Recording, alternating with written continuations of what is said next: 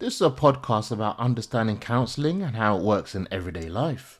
In this episode, we'll look more closely at how waiting and reassurance become intensified in attachment and close relationships, and why some people feel far more activated by these moments than others. In the previous episode, we explored waiting as an experience that brings uncertainty up to the surface. That uncertainty exists everywhere in life, but it becomes sharper when relationships matter. The closer the connection, the more weight the waiting tends to carry. Attachment is not something abstract or clinical in everyday life. It shows up in ordinary moments. How quickly you notice distance, how strongly you react to changes in tone, how much meaning you give to pause, delays, or unanswered questions. In close relationships, waiting rarely feels neutral. A delayed response can register as absence. Silence can feel like disconnection. The mind starts filling in gaps, not because something is wrong, but because connection feels momentarily unsettled. Some people experience this more strongly than others. They feel the pull to check, to clarify, to reach out again, not because they want reassurance for its own sake, but because reassurance restores a sense of closeness. It brings things back into alignment. Others experience waiting differently. They may withdraw, distract themselves, or reduce engagement until certainty returns. This isn't indifference, it's another way of managing the same uncertainty. What matters here is not the specific behavior, but the function. Both reassurance seeking and pulling back are attempts to regulate connection when it feels unstable.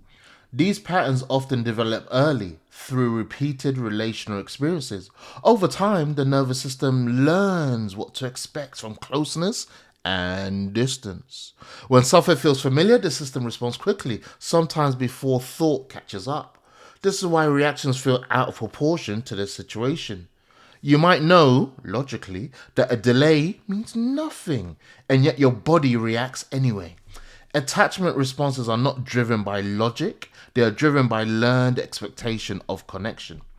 In everyday relationships, this can show up as tension around communication.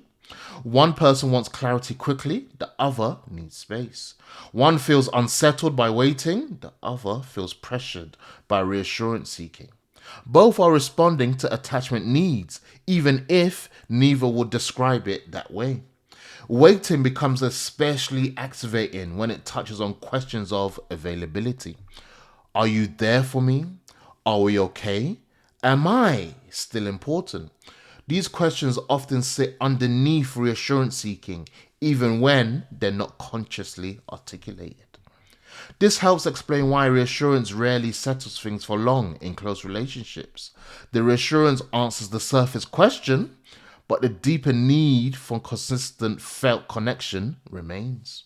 Counseling often helps people recognize these attachment dynamics by slowing them down and making them visible.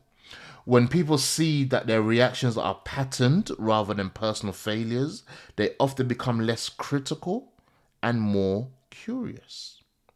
Understanding attachment doesn't remove the need for reassurance or closeness. What it changes is how those needs are interpreted and responded to. Instead of escalating, people begin to notice what's been activated and why. Over time, this awareness can soften how waiting is experienced. The urge to act immediately reduces. The space becomes more tolerable, not because attachment disappears, but because it's understood. In the next episode, we'll explore why reassurance brings relief in the moment, but often fails to settle things long term, and how people can begin to relate to reassurance differently.